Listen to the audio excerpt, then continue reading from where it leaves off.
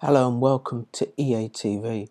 I thought I'd do a vid on Romans because I think it's a very substantial book in the New Testament. I think I like Romans 3:10, chapter 3:10, KJV. As it is written, there is none righteous, no, not one. And I think that's an important statement in the Bible to remember, that even though if we look at others, like we might do videos on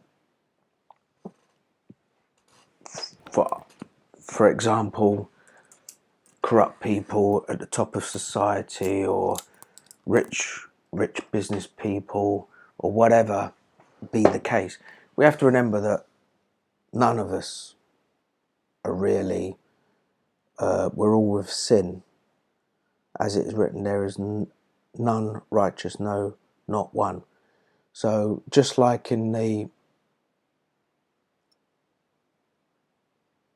tax collector and the Pharisee, as I remember, if I remember rightly, God heard the tax collector because he said, "Forgive me, I'm a sinner."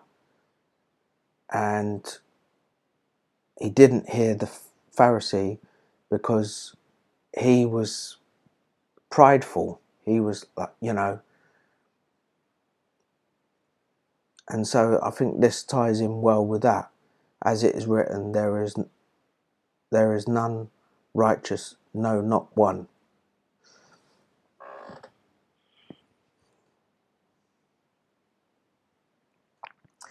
And this is another one that ties in well with that, and that is, for all have sinned and come short of the glory of God. So that's an acknowledgement that hopefully people out there can distinguish that we fall short of the glory of God. All people, none are better than the others.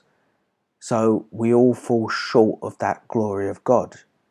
And that's what we've got to remember.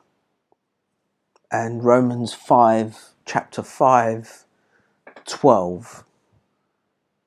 Therefore, as by one man sin entered into the world, and death by sin, and so death passed unto all men, for all men have sinned. So there you go. We inherit sin, and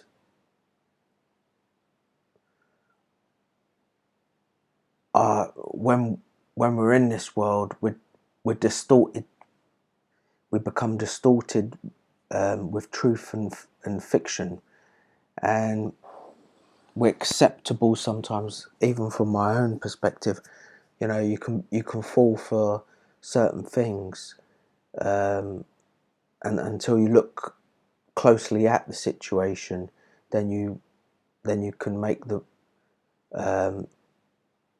the abstract disappears a bit, and then you see the right ways. But that's a good one. That's a good one I've just come across there. For carnally minded is death, but to be spiritually minded is life and peace. So sometimes it's hard in this world. We think in physical terms, the pride of life,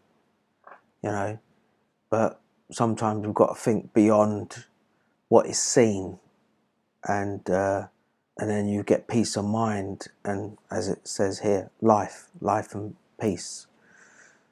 And there you go. And in the second, in